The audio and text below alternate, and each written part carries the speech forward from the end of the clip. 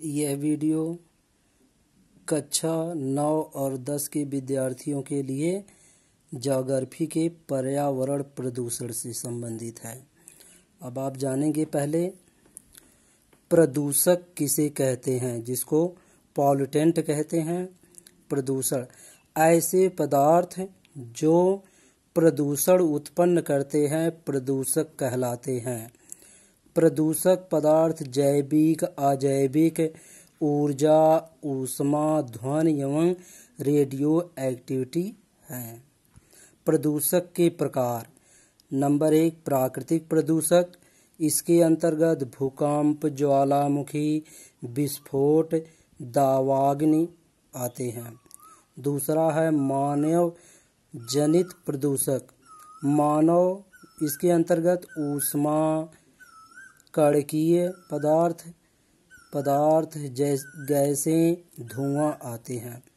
Next है ठोस कणकीय प्रदूषक। इसके अंतर्गत धूल कण, सिलिका, सीसा, पारा, सिरामिक्स आते हैं। है तरल प्रदूषक। तरल प्रदूषक के अंतर्गत अमोनिया, यूरिया, नाइट्रोजन युक्त जल आते हैं। गैसीय प्रदूषक। इसके अंतर्गत CO2 carbon dioxide, SO2 sulphur oxide, CFC chlorofluorocarbon, NO2 nitrogen oxide इत्यादि जो है गैसीय प्रदूषक के अंतर्गत आते हैं। नेक्स्ट है जैव अपघटनीय प्रदूषक।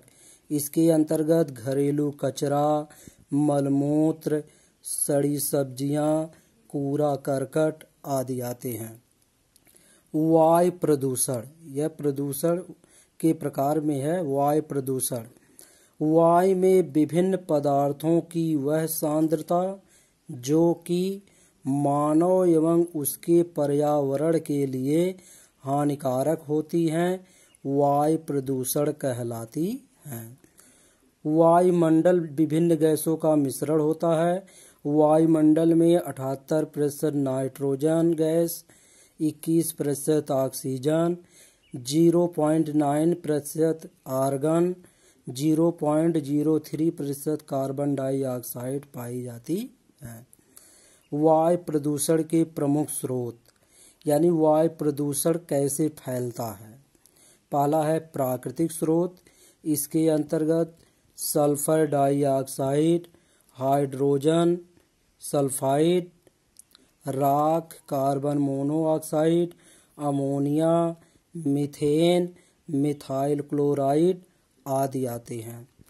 दूसरा मानव जनित स्रोत। इसके अंतर्गत कल कारखानों द्वारा उत्पन्न धुआं, uranium, beryllium chloride, argon, iodine आदि आते हैं। वायु प्रदूषक के प्रभाव। पहला प्रभाव है इस प्रदूषक से खांसी, दमा, टीबी आदि रोग हो जाते हैं। दूसरा है कार्बन मोनोऑक्साइड, जिसको दम घोटू गैस भी कहते हैं, का उत्पन्न होना। वायु प्रदूषक से कार्बन मोनोऑक्साइड का उत्पन्न होती है। नेक्स्ट है मानव शरीर में हीमोग्लोबिन, ऑक्सीजन की वहन क्षमता में कमी आती है। नेक्स्ट है मानव शरीर में नाइट्रिक ऑक्साइड के कारण रक्तस्राव, निमोनिया आदि रोग उत्पन्न हो जाते हैं। नेक्स्ट है नोट के रूप में इम्पोर्टेंट है कि नाइट्रोजन गैस के उत्सर्जन में भारत का द्वितीय स्थान, यानी भारत जो है नाइट्रोजन गैस के उत्सर्जन में भारत का 11% योगदान के साथ दूसरा स्थान और चीन का 20% उत्सर्जन के योगदान के साथ प्रथम स्थान पर है। सल्फर डाइऑक्साइड को क्रैकिंग गैस कहा जाता है। इम्पोर्टेंट क्वेश्चन है, क्रैकिंग गैस किसे कहा जाता है, तो यह है सल्फर डाइऑक्साइड को। नेक्स्ट है वायु प्रदूषक के नियंत्रण उपाय। नियंत्रण उपाय यानी वायु प्रदूषक को कैसे रोका जा सकता है। तो पहला है पॉइंट है कि वायु प्रदूषक से लोगों को अवगत कराना चाहिए, यानी जनमानस को यह बताना चाहिए कि वायु प्रदूषण से क्या क्या हानियां होती हैं। नेक्स्ट है कम हानिकारक उपचारों की खोज, ऐसे उपचार की खोज करना चाहिए जो लोगों को हानि कम पहुंचाए। नेक्स्ट है बड़े नगरों में घरों के नज़दीक पौधे लगाना, बड़े बड़े जो नगर हैं वो घरों के नज़दीक जो है पौधे लगाना चाहिए, क्योंकि पौधे जो है वायु प्रदूषण को दूर करने में सहायता करते हैं। नेक्स्ट है अधिक धुआं देने वाले वाहनों पर प्रतिबंध, जो परिवहन के साधन है अगर अधिक धुआं देते हैं तो उस पर रोक लगाना चाहिए। फिर है वनों की कटाई पर रोक, यानी वनों की कटाई पर रोक लगाना चाहिए। अधिक उर्वरकों के प्रयोग पर रोक। तो ये अनेक पॉइंट है जिसको जो है जिसका प्रयोग करने पर या जिसको अपनाने पर जो है वायु प्रदूषण को रोका जा सकता है। दूसरा है जल प्रदूषण। जल में घुलित ऑक्सीजन की मात्रा 4 मिलीग्राम लीटर से कम होने पर हो जाती है तो उस जल को प्रदूषित जल कहते हैं। यानी प्रदूषित जल किसे कहते हैं? प्रदूषित जल वह जल होता है जिसमें ऑक्सीजन की मात्रा में कमी हो जाती है। जल में विभिन्न प्रकार के अशुद्ध पदार्थों के मिल जाने से जल प्रदूषित हो जाता है।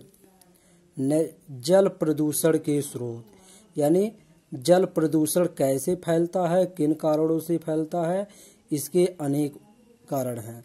पहला है प्राकृतिक स्रोत, इसके अंतर्गत उत्पन्न मालवा पदार्थ, विघटित पदार्थ, राख, धूल कण, ज्वालामुखी से उत्पन्न अवसाद आदि आते हैं। दूसरा है मानवीय स्रोत, इसके अंतर्गत औद्योगिक अपशिष्ट, आर्सेनिक, फास्फोरस, सीसा, यानी आर्सेनिक, फास्फोरस, सीसा ये औद्योगिक अपशिष्ट पदार्थ हैं। कीटनाशक दवाओं का प्रयोग, मलमूत्र, कूड़ा करकट तथा नदियों में नहाने के समय डिटर्जेंट, साबुन इत्यादि का प्रयोग करने से भी जल प्रदूषित हो जाता है। अब जल प्रदूषण के प्रभाव। जल में प्रदूषित पदार्थों के कारण जलीय जीवों की मृत्यु हो जाती है, यानी जल में पाए जाने वाले जो विभिन्न प्रकार के जीव जैसे मछलियां हो गई इत्यादि जो है उनकी मृत्यु हो जाती है। नेक्स्ट है मानव शरीर में डायरिया, स्पेरेक, पेचिस रोग इत्यादि जो है उत्पन्न हो जाता है। नेक्स्ट है प्रवाल भित्ति पर प्रवाल विरंजन का बढ़ना, यानी प्रवाल भित्ति पर जो है प्रवाल विरंजन बढ़ जाता है। दूषित जल पीने से बच्चों में ब्लू बेबी सिंड्रोम हो जाता है। ये जो है जल प्रदूषण के प्रभाव हैं। जल प्रदूषण का वर्गीकरण, इसका वर्गीकरण निम्न आधार पर किया जाता है। पहला है जल भंडारण के आधार पर, इसके अंतर्गत धरातली जल प्रदूषण है। दूसरा झील जल प्रदूषण है। तीसरा भूमिगत जल प्रदूषण। चौथा समुद्री जल प्रदूषण। अब स्रोत के आधार पर जल प्रदूषण, सीवेज जल प्रदूषण पहला। दूसरा औद्योगिक अपशिष्ट से जल प्रदूषण। तीसरा घरेलू अपशिष्ट से जल प्रदूषण। चौथा कृषि अपशिष्ट से जल प्रदूषण। पांचवा जो है तेल अधिप्लाव, यानी तेल का अधिक जो है अधिप्लाव से अधिक बहाव करने से भी जल प्रदूषित हो जाता है। जल प्रदूषण को नियंत्रण कैसे किया जाता है? पहला है औद्योगिक शराब के निष्कासन का परीक्षण एवं निगरानी करना। दूसरा जल प्रदूषण नियंत्रण पर सुझाव देना। घरों में सेप्टिक टैंक की व्यवस्था करना।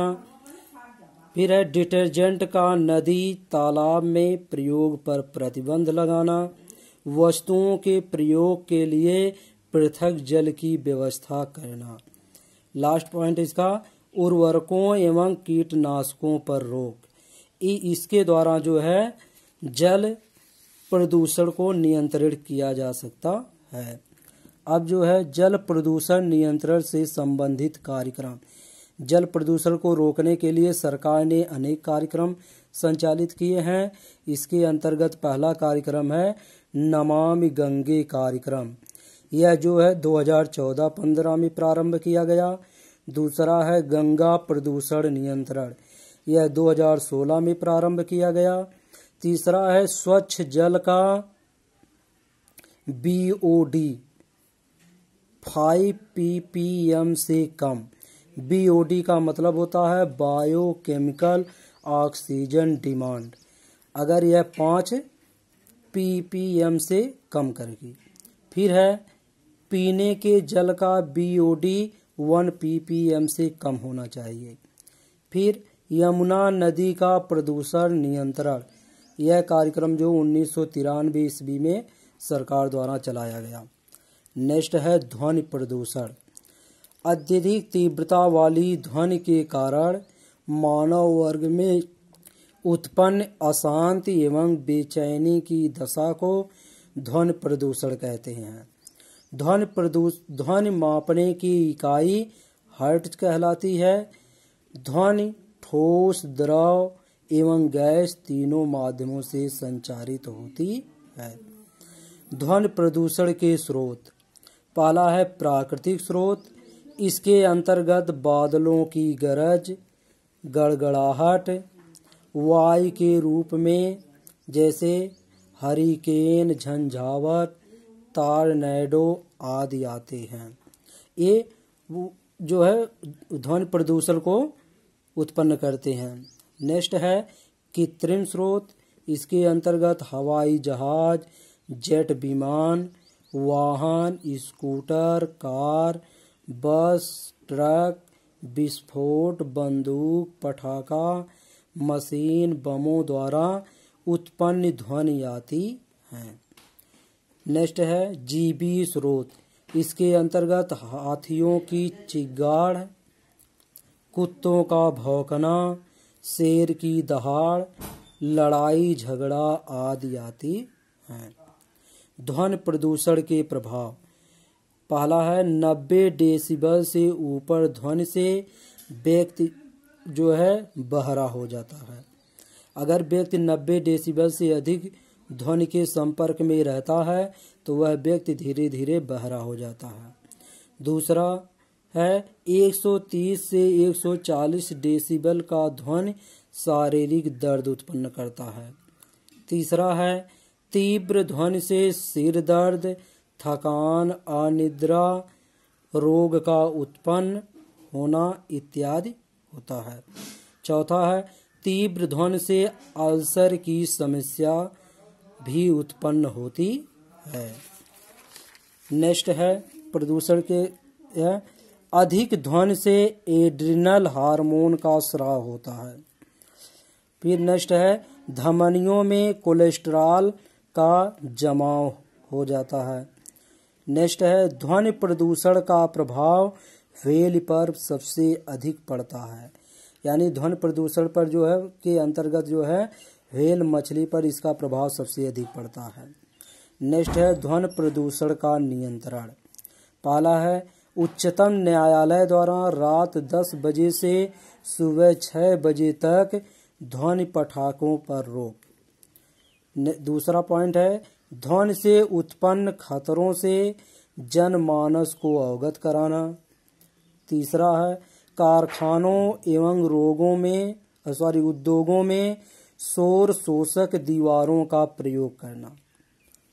नेक्स्ट है शोर करने वाले वाहनों पर प्रतिबंध लगाना। फिर है सड़कों के किनारे वृक्षों को लगाकर ध्वनि को रोकना। सड़कों के किनारे इसलिए वृक्ष लगाए जाते हैं क्योंकि वह ध्वनि प्रदूषण को रोकने का काम करते हैं। भारत में ध्वनि प्रदूषण नियंत्रण के प्रावधान। यानी ध्वनि प्रदूषण को रोकने के लिए भारत सरकार द्वारा कौन कौन से प्रावधान किए गए हैं।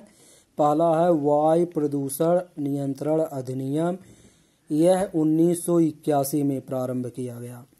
दूसरा है पर्यावरण संरक्षण अधिनियम, यह 1986 में प्रारंभ किया गया। तीसरा है वाहन अधिनियम, यह 1988 ईस्वी में प्रारंभ किया गया। तीसरा है दंड संहिता धारा 133, इसका वर्णन भारतीय संविधान में किया गया है कि प्रदूषित करने वाले व्यक्ति को इस धारा के अंतर्गत दंड प्रक्रिया का प्रावधान किया गया। नेक्स्ट है मृदा प्रदूषण, जिसको सोल पोल्यूशन कहते हैं। प्राकृतिक या मानव कृत्यों से उत्पन्न मृदा की गुणवत्ता में ह्रास होने की दशा को मृदा प्रदूषण कहते हैं। मिट्टी को जैविक कारखाना कहा जाता है। ये इम्पोर्टेंट है कि जैविक कारखाना मिट्टी को कहा जाता है। मृदा प्रदूषण के कारण पहला है मृदा अपरदन, दूसरा है रसायनों का अत्यधिक प्रयोग, तीसरा है भूमिगत अपशिष्ट, चौथा है औद्योगिक अपशिष्ट, पांचवा है खनन अपशिष्ट। ये जो है मृदा प्रदूषण के कारण हैं। अब है मृदा प्रदूषण के प्रभाव। पहला है मानव और जैव समुदाय पर दूरगामी प्रभाव पड़ता है। दूसरा पोषक तत्व व प्रकाश संश्लेषण क्रिया में कमी आती है, यानी मृदा प्रदूषण से पौधों में पोषक तत्व की कमी और प्रकाश संश्लेषण की क्रिया की कमी हो जाती है। नेक्स्ट है मानव शरीर में आंत, ज्वर, सूजन जैसे अनेक रोग उत्पन्न हो जाते हैं। चौथा है मृदा अपरदन में वृद्धि। नेक्स्ट पॉइंट रसायनों के प्रयोग से उर्वरा शक्ति में कमी, यानी अत्यधिक मात्रा में रसायन प्रयोग करने से भूमि की उर्वरा शक्ति में कमी हो जाती है। छठवां है सूक्ष्म जीवों की मृत्यु, जो मिट्टी में निवास करने वाले कीड़े मकोड़े होते हैं, मृदा प्रदूषण के कारण उनकी मृत्यु हो जाती है। मृदा प्रदूषण पर नियंत्रण। पहला है प्रत्येक घर में सेप्टिक टैंक की व्यवस्था करना चाहिए। रसायनों के प्रयोग पर रोक लगाना चाहिए। नेक्स्ट है राइजोबियम जैव उर्वरकों के प्रयोग को प्रोत्साहन देना चाहिए। राइजोबियम जैव उर्वरकों के प्रयोग से मिट्टी की उर्वरा शक्ति में वृद्धि होती है और मृदा प्रदूषण को रोका जा सकता है। नेक्स्ट है जिप्सम तथा पाइराइट्स का खेतों में प्रयोग करना चाहिए। नेक्स्ट है खतरनाक कीटनाशकों पर प्रतिबंध लगाना चाहिए। अब है रेडियो एक्टिव प्रदूषण। रेडियो एक्टिव पदार्थों के विकिरण से उत्पन्न प्रदूषण को रेडियो एक्टिव प्रदूषण कहते हैं। इस प्रदूषण को मापने की इकाई रोंटगन है, जिसे रैम भी कहा जाता है। 1986 ईस्वी में हेनरी बेकेरेल ने रेडियो एक्टिविता की खोज की थी।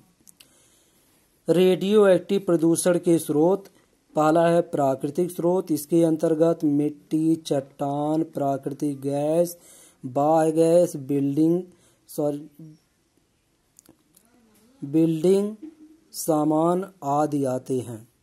दूसरा है मानव निर्मित स्रोत, इसके अंतर्गत नाभिकीय परीक्षण, टेलीविजन, नाभिकीय हथियार, यूरेनियम खनन, नाभिकीय रिएक्टर आते हैं। अब जो है रेडियो एक्टिव प्रदूषण को किस प्रकार नियंत्रण किया जा सकता है।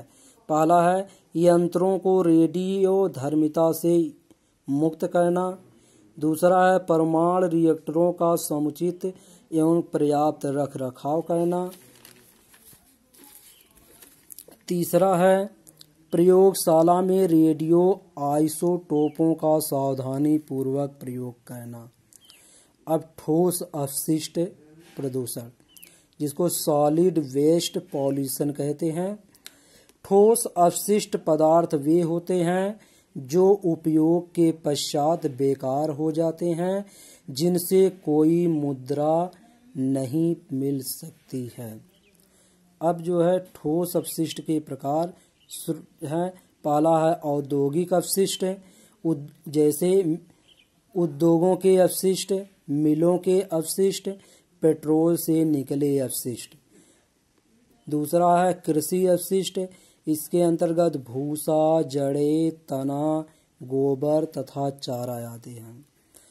तीसरा है चिकित्सा अपशिष्ट, शरीर के अंग, जैविक अपशिष्ट आते हैं।